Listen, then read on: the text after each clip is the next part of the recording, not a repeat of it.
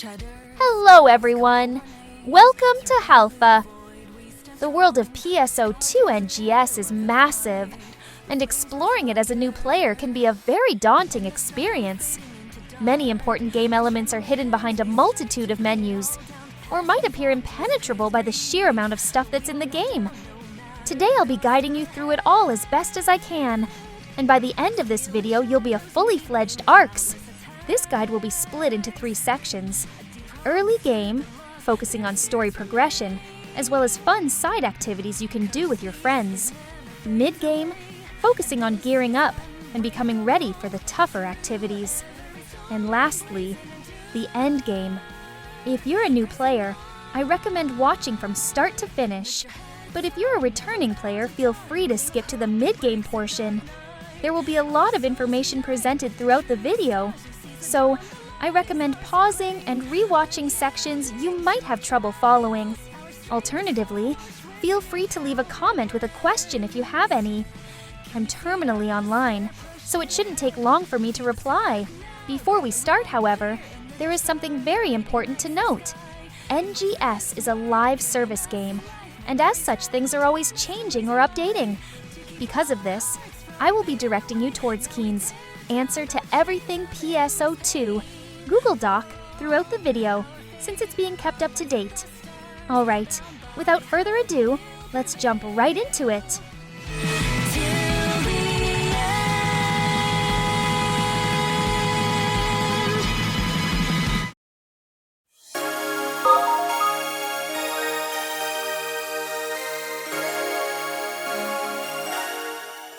So, you've just gotten into NGS and created your first character. First things first, what class are you going to play? NGS has 10 classes to choose from. The game features no holy trinity, so everyone is a damage dealer. But despite that, every class has something unique to offer to the party. You can swap classes at any time, so feel free to experiment before committing. Now, let's introduce the classes you can choose from, shall we? Hunter is a melee bruiser class. They have access to big swords, partisans, and wired lances, and take reduced damage from enemy attacks. Their gameplay gimmick, Hunter Arts Avenger, allows them to deal extra damage when performing photon arts when an enemy attacks them. Additionally, hunters can attract aggro of enemies and reduce damage taken by their allies, which can be an essential tool when learning fights during the endgame. Fighter is a high-risk, high-reward melee class. They have access to twin daggers, knuckles, and double sabers. Their gameplay gimmick, Overload, allows them to become vulnerable for a short period of time, but during that period, they dish out some heavy damage. Couple that with a high damage output when the enemies are stunned, and you'll have a glass cannon that is satisfying to master. Ranger is a ranged support class. They have access to rifles and launchers. Their gameplay gimmick is Blight Rounds. It's an enemy debuff they can apply to tagged body parts, which will allow the entire party to deal extra damage. Rangers also generate less enemy aggro than other classes, making them a bit more comfortable to play. Rangers need to know the weaknesses of their enemies well, so they know which body part needs to be tagged. Gunner is a stylish, short-ranged class. They have access to twin machine guns and rifles, though they mostly focus on machine guns. Their gameplay gimmick, Chain Trigger, allows them to build up a chain counter, then transform that counter into a strong damage buff, allowing them to deal massive damage, while also restoring the photon points of their allies. Force is your standard mage class. They have access to rods and talus. They mainly focus on dealing damage with elemental techniques. Their gameplay centers more around managing resources and dealing massive damage when the enemy is stunned, similarly to Fighter. The apparent simplicity of only having 2 techniques per element can be deceptive, however. They're very easy to pick up, but very difficult to master. Tector is a melee support class. They have access to wands and talus. They are more of a battle mage type class, focusing on melee attacks and using techniques sparingly in order to close in the distance or imbue their wands with elements. Their party buff, Shifted to Band, increases a variety of stats and allows you to deal extra damage, making tough situations a lot easier. The following classes can't be picked during character creation, but they'll become available as soon as you gain access to the class counter. Braver is a melee/ranged hybrid class. They have access to katanas and bullet bows. Bravers excel at using both of their weapons depending on the situation, and can dish out some high damage with their katana counter and bullet bow impact attacks. You'll really feel like a samurai with this one. Bouncer is a melee/tech hybrid class. They have access to jet boots and soaring blades. Bouncers are able to dish out some massive damage, with a unique focus on ramping up their damage as enemy parts keep breaking. They are a little light on support, applying a debuff that stuns enemies quicker and reduces their attack power, while having access to high burst damage attacks. Waker is a burst damage tech class. They have access to harmonizers, and despite scaling with tech damage, they don't cast any techniques like the other tech classes. Their gameplay centers around resource management with their 3 individual familiars, and building towards those big damage numbers. Stylistically, it is designed around summoning familiars to fight in your stead, so if you like pet classes and other MMOs, there you go! Lastly, Slayer is a melee crit damage class. They have access to gun blades and are able to deal a crazy amount of damage thanks to their high crit rate. It's a very fast-paced class, so if the other classes are a little bit too slow for your taste, this class might be right up your alley. Once you pick a class, you should focus on the story. This will help familiarize yourself with many game mechanics, how to fight, how to evade attacks, etc. Furthermore, the story gives you enough EXP to comfortably carry you to the level cap, so you don't need to grind at all. However, you will be unlocking optional quests throughout your adventures, and I will be pointing these out as we go along. You may try clearing them or ignore them entirely. It will be up to you.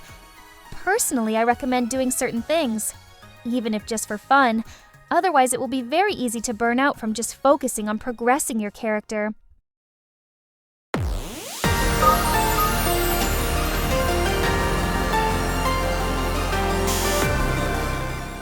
After beating the prologue, you will be introduced to one of the many avenues for ARCs to obtain free fashion.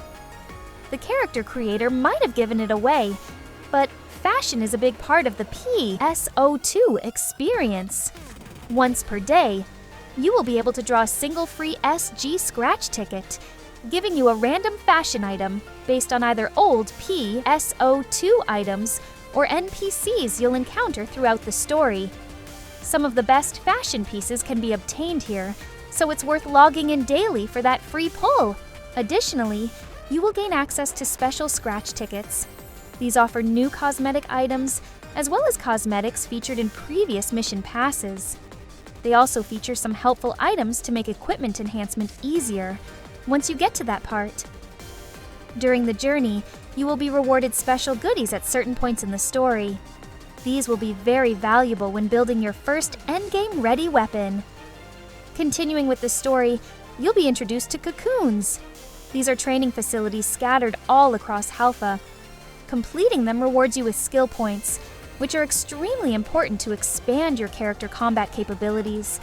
However, if you decide not to explore the world just yet and focus entirely on beating the story first, you will unlock all Trainia facilities once you start the next chapter, at which point you can go back to the region from the previous chapter and do all the Trainia facilities without the hassle of running around everywhere.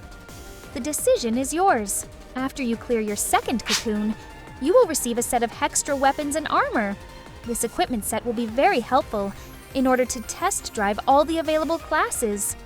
In Central City, you can swap your class at the class counter right here. In order to familiarize yourself with the classes, I recommend talking to the Classmaster NPCs.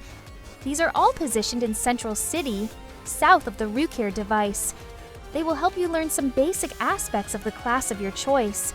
You don't have to worry about how you spend your skill points in this game either. NGS allows you to reallocate skill points at the class counter, without the need of spending money or any other currency. So, you can move skill points from one weapon to the next and get an idea of how all of them play. While exploring the world, you will bump into red containers. These offer various rewards like star gems, Masita, and food items. So it may be a good idea to explore for a bit and stock up on some valuable resources while trying out new classes. To make the search for them easier, make sure to turn on your mag's sonar.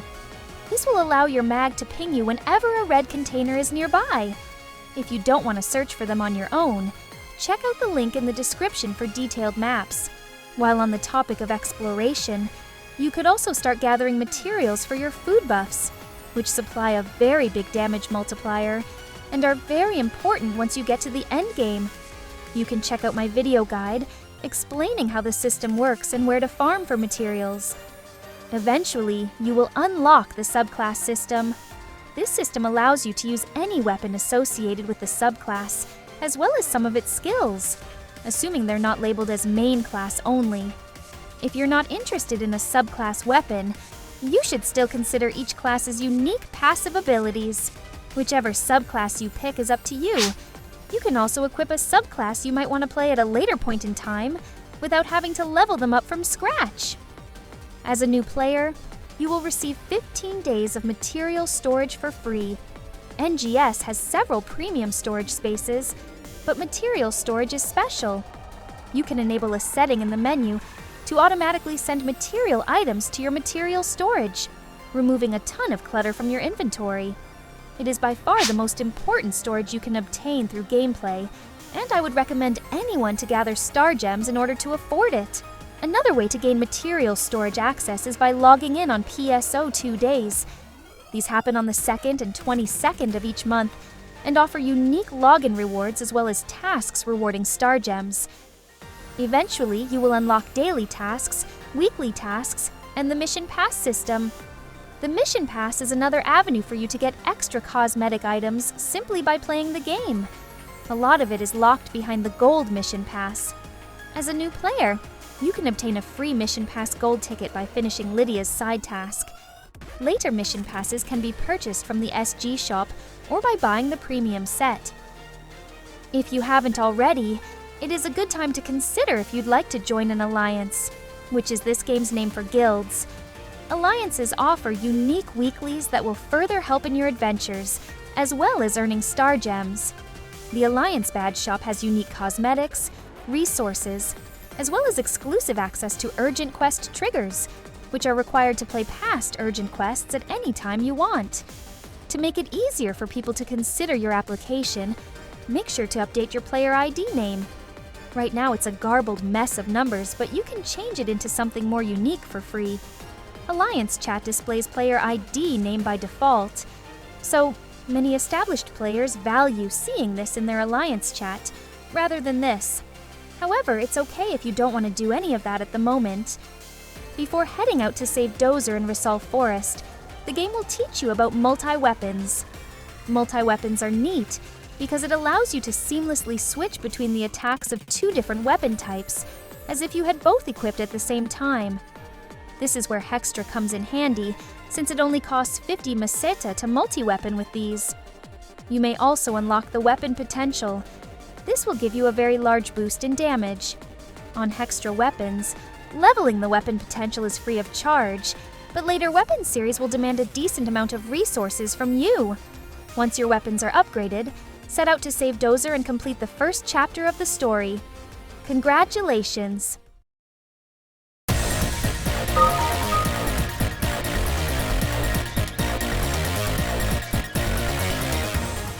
You probably already noticed it, but certain story NPCs began showing up around Aelio and want to have a chat with you. These are optional mini-episodes. They aren't necessary to enjoy the story, but I strongly recommend watching them as they will enrich the narrative a lot. I'd also like to explain Urgent Quest real quick. These spawn randomly every 2 or 3 hours, and very often require you to be at level cap in order to participate. For now, if one spawns, don't worry about them, and continue playing at your own pace. You may have noticed before, but Archie has some side tasks for you.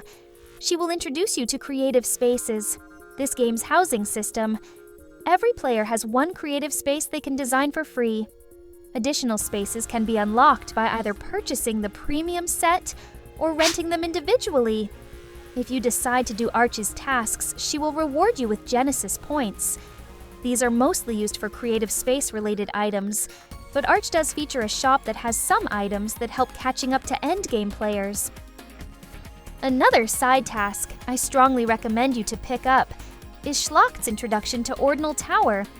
This quest consists of a couple short combat encounters you can do by yourself or with your friends. The rewards for clearing them the first time will help you catch up with Endgame players. For now, go ahead and clear rank 1 and 2. The armor you get from this isn't very important, so feel free to convert it to cash. Further ranks will require you to be slightly higher level, so we'll return to that later. Now, let's talk about add-on skills real quick. The game will want you to learn about this system later, but there is nothing stopping you from interacting with it now. If you head over to the class counter, you'll notice there is an add-on skill menu.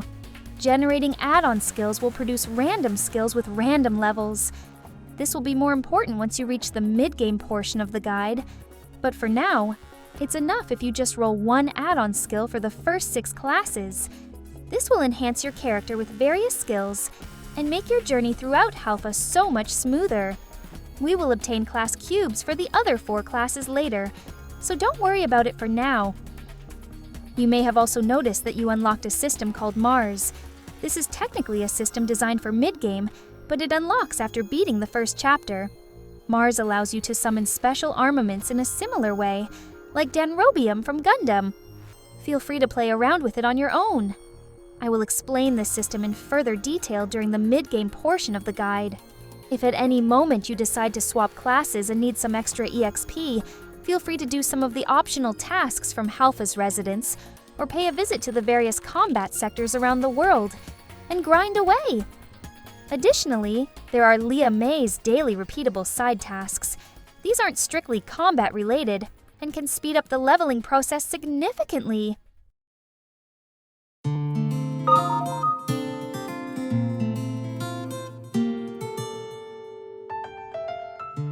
For the second chapter in the story, we will travel to an all-new region, Retem.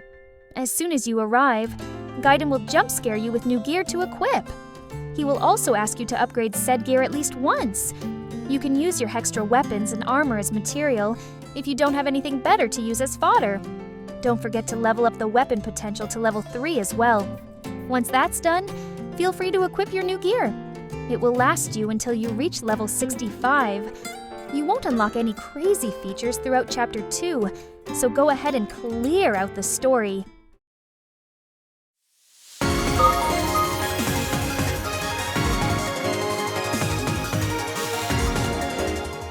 After you're done with Chapter 2, you will be introduced to Ronaldine's looping tasks. These tasks are designed as an extra reward layer for participating in combat sectors. It's essentially an endless carrot on a stick that will constantly provide you with tasks to complete and reward you for it. Clearing them the first time has decent rewards too, so I recommend picking these up and doing them at your own pace. This NPC over here will also point you towards a special kind of training facility, the Geometric Labyrinth. This is a fun quest you might want to try out in your spare time with your friends or by yourself. There are several titles attached to this quest, rewarding you with star gems and some really cool mags, as well as some accessories and motions if you can clear the quest on rank A or higher. It is time to pay the Ordinal Tower another visit. Ranks 3 and 4 have unlocked, and clearing them will reward you with Braver, Bouncer, and Waker class cubes. These are very valuable since the Bouncer add-on skill allows you to regenerate photon points while running and gliding. It's such a godsend. You might also want to revisit Aelio, since completing Chapter 2 also unlocked new mini-episodes to watch. Once you're finished, it's time to visit the frozen tundra of Kvaris.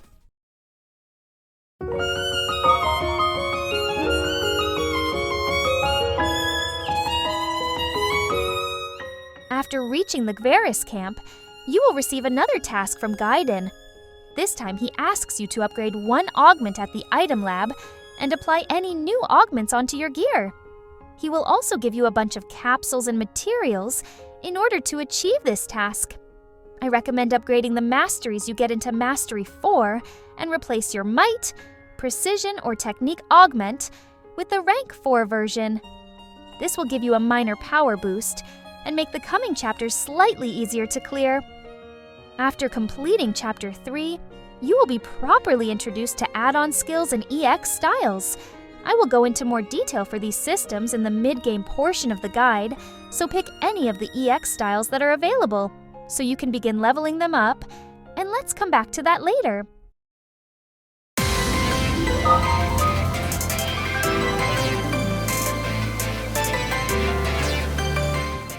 Similarly to previous chapters, you will unlock another training facility called Cannonball Strike and Cannonball Rumble.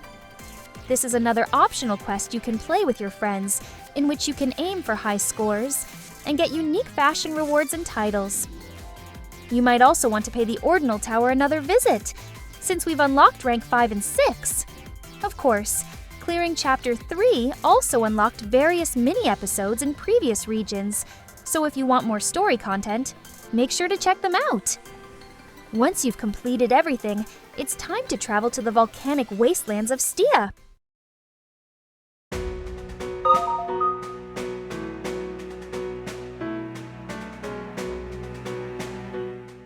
Not long after beginning Chapter 4, you will reach level 65. This will award you with your final set of welfare gear. These weapons and units are fully maxed out and will be useful until you replace it with proper gear once you reach the mid-game. Other than that, there is not much to talk about this chapter.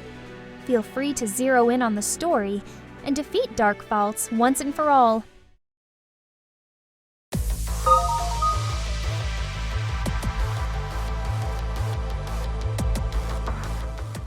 After finishing Chapter 4, you will unlock another rank of Ordinal Tower. Beating this one is optional, but will reward you with a cosmetic item and a title that gives you free Obsidia weapons. These weapons aren't anything to write home about these days, but you can use them as grind fodder later down the line. Ordinal Tower's 7th rank has many hidden mechanics and bosses, so feel free to explore them with friends in your spare time. The game will also introduce you to dual quests. These are solo quests in which you have to clear bosses within the time limit. They have various titles attached to them and reward you for clearing them on multiple classes, so I recommend skipping them until you're a little bit more settled in. After you beat Chapter 5, you will be awarded 2.5 million Maseda. In total, you should have obtained 5 million Maseda from clearing various story-related tasks. This pool of money will be invaluable when it comes to building your first real gear, so hold on to it. Speaking of which, congratulations! You've beaten the early game of NGS. Now it's time for the mid-game.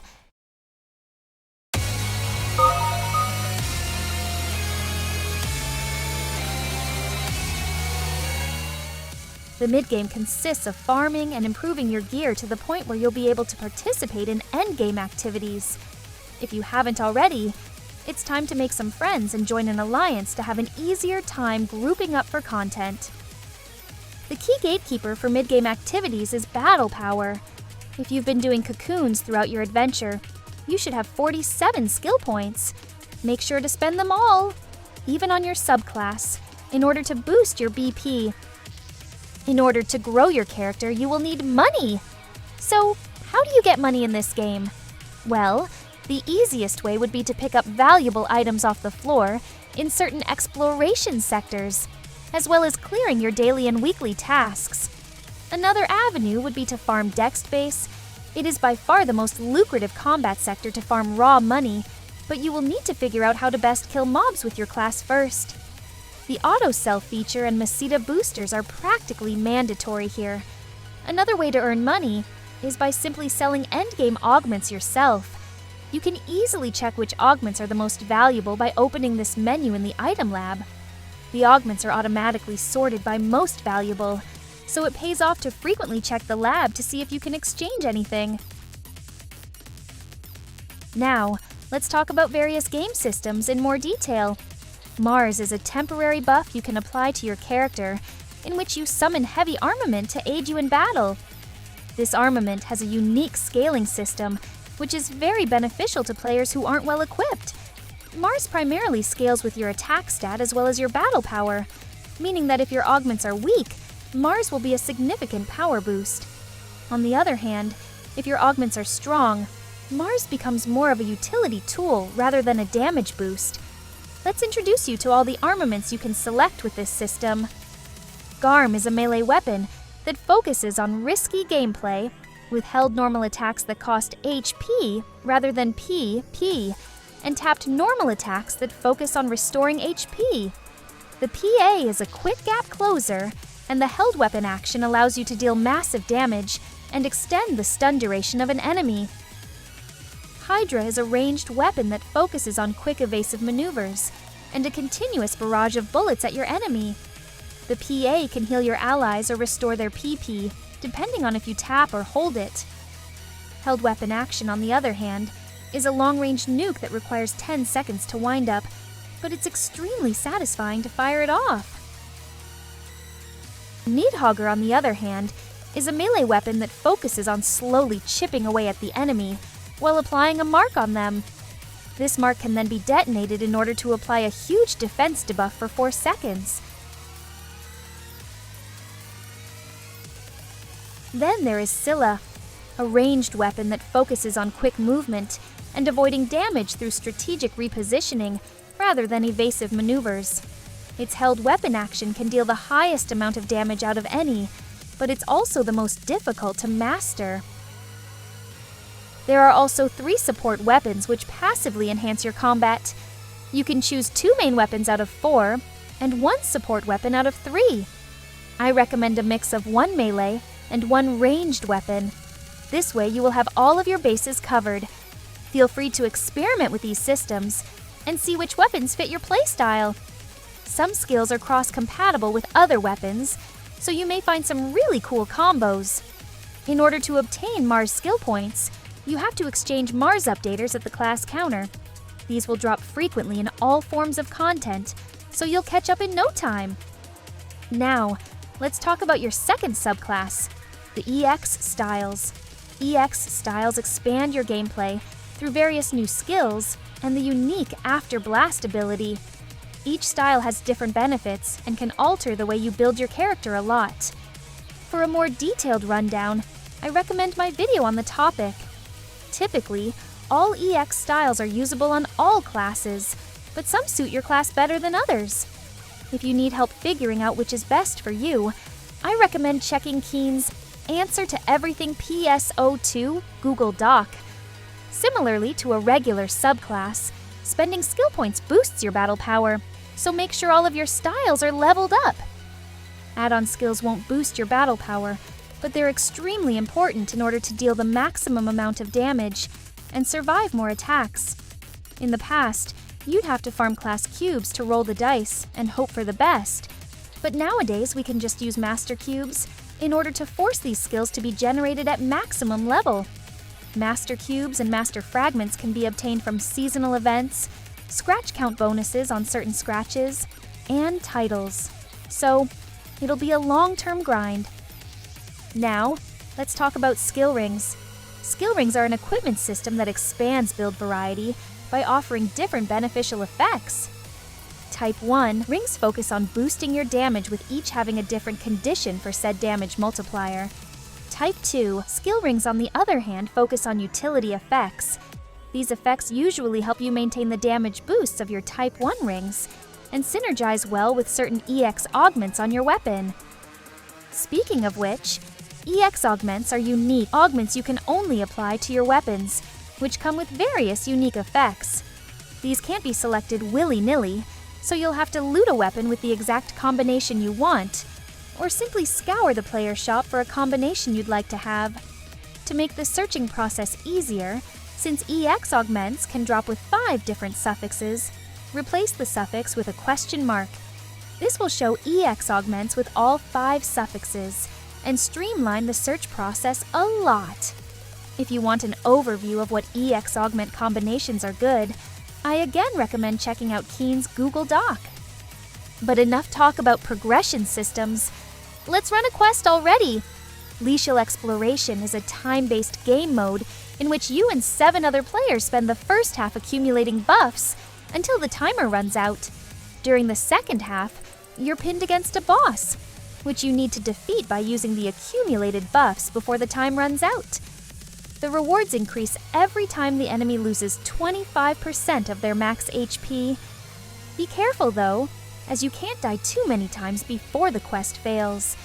Paying attention to the enemy and player buffs will be a key to your success. Glacial Exploration has a ton of evergreen rewards. It offers a wide variety of weapon camo and accessories for you to chase after, and is updating very frequently. Additionally, you'll obtain Growthment and Genesis points. Growthment is used in the Growthment exchange to obtain some items that will help you catch up with the other players. Meanwhile, Genesis points are primarily used on furniture for this game's housing system, creative spaces, and Archie's Genesis Points exchange shop, which also features a couple of items that'll help you catch up with Endgame players. Once you start Chapter 6, you will unlock the Tech Arts customization feature. This system allows you to level up your photon arts and techniques and customize their behavior to your liking. Some are simple, boring numbers changes, but some change the behavior of an attack entirely. I personally recommend you level them all up to level 1 and see what you like most before spending more resources into leveling them further. Ideally, you'd want to level them all up and switch them around depending on your needs, but at the moment you have limited resources, so stick to what you think is best for you. At this point, I'd like to point out that continuing with this story is optional, since no other features are locked behind story progression. However, playing the story is still the best way to level up your character, so I recommend to continue playing it along the way. Now, it's time to get your equipment sorted out. But first, I recommend checking when your freebie equipment is about to expire. You can easily check this by opening your task list, navigating to the limited time tasks, and checking their expiration date. If they're 1 or 2 months away from expiring, I would recommend sitting this gear cycle out until the next one arrives. But I'm sure some of you may be wondering, what is even the point of gearing up, if the free equipment is already so powerful anyway? Well, the welfare equipment does give enough BP in order to play most of the content in the game, but you'll be dealing significantly less damage than a geared player, leading to slow clear times and potentially failing quests, leading to irritation for you and other players. It's a fine weapon series to put your foot in the door, but you will be making life more difficult for everyone, including yourself, by sticking with it for too long. Upgrading your units and weapons generally boosts your performance by roughly 40%, but the best way to boost your damage without spending a dime will always be to learn how to properly play your class. Throughout 2026, I will be posting more detailed class guides for every single one of them, but these will take some time to prepare, so I hope you'll be looking forward to them. Make sure to hit subscribe and hit the notification bell if you want to stay updated when they come out. If you want to know what weapons or units to focus on, I recommend Keen's Answer to Everything PSO2 Google Doc. Anything I could say in this video would get outdated way too quickly, so make sure to double check the doc since it'll be more up to date. A general advice I can give is that the common upgradable weapon usually allows you to transfer augments for free, so that's a safe investment for you, allowing you to retain most of your hard-earned augments with very little risk when the next weapon tier comes. Legend rarity weapons can also be a safe investment. These focus on supportive effects and are guaranteed to receive at least 1 upgrade throughout their life to retain longer relevance.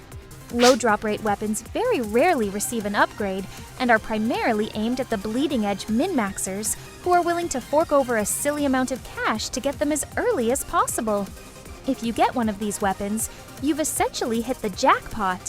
When it comes to acquiring augments, Nameless City Exploration usually drops all of them, while also dropping Argent versions, which are, as of right now, the best augments you can add to your gear. Affixing them can be quite difficult, so if you fail, Make sure to use LC variants which drop in Nameless City as well. Everything I said about Nameless City should also apply to limited time quests, Alter Realm exploration, and combat sectors. Then there's also urgent quests. These spawn every 2 or 3 hours, and sometimes are accompanied by a concert. Watching the concert will grant you a small tri boost for 2 hours, so farming during those time periods is great. Urgent quests are very casual-friendly content, so as long as you have enough battle power, don't shy away from joining them. Various campaign rewards are often tied to them, like the treasure scratch tickets, and they usually have a better drop rate for loot due to their low availability, so don't miss out. It can be a bit overwhelming to know what content is worth running, but if you want a general guideline, open the menu and check what's written in the orange box.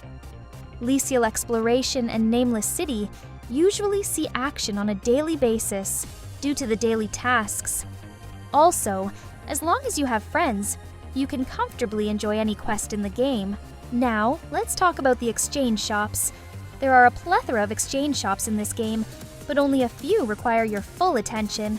The Item Recycle Exchange is a place where you replace undesired items for something a bit more useful. For example, you can exchange duplicate SG scratch items for badges that will consume less space in your inventory, and then later exchange said badges for other useful items. The most important items in this exchange are the ones on the top. Most of these require X cubes, which can be easily farmed by simply playing the game and exchanging class cubes in the same exchange shop. Augment transfer passes will allow you to transfer your hard-earned augments from any piece of equipment to the next set, making sure the effort you spent on them won't go to waste. The Item Recycle Exchange shop is also available from your menu down here in the shop category. The Arcs Records Exchange uses Arcs Record badges, which can be obtained from weekly endgame challenges, in which one piece of content will be tracked for best scores, and depending on your performance, you'll land on leaderboards. This is where getting the best gear comes into play. This exchange shop features a plethora of useful items and weapon camos, and even if you don't feel confident about your performance, I recommend participating anyway, as you get 20 badges as participation reward. Next, we have the Special Scratch Exchange shop. This shop offers a lot of previously released items from the Special Scratch item lineup, though they are very pricey. Regardless, if there is an item you missed out on, and you really want to have it, this is your main avenue at getting it. Lastly, we have the Equipment Upgrade Exchange shops, which feature upgradable weapons and armor. Now that we have all of that covered, feel free to grind ahead and get your gear and combat prowess into shape. The challenges that lie ahead aren't going to be as forgiving as what you've experienced so far.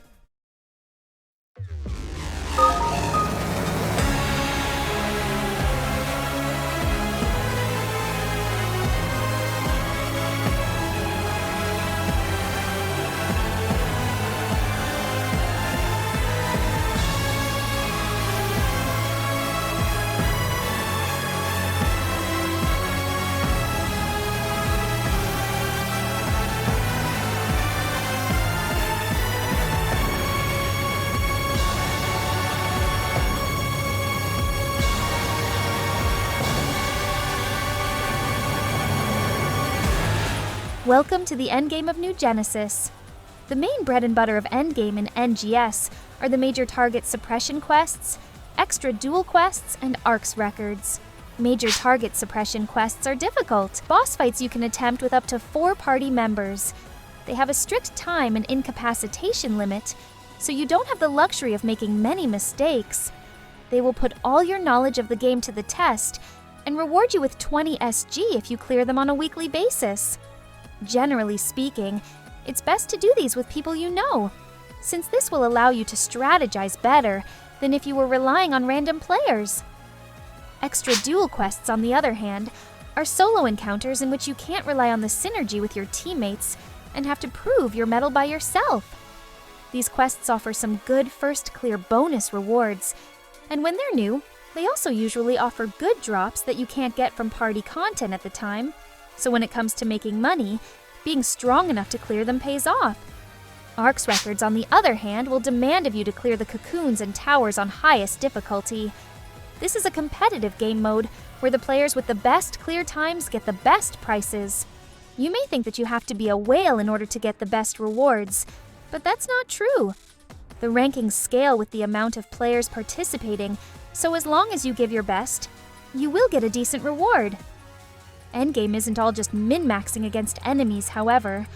As with any online game, the social aspects are very important, and we have plenty of things to do for the more casual players. One of those things are the aforementioned creative spaces.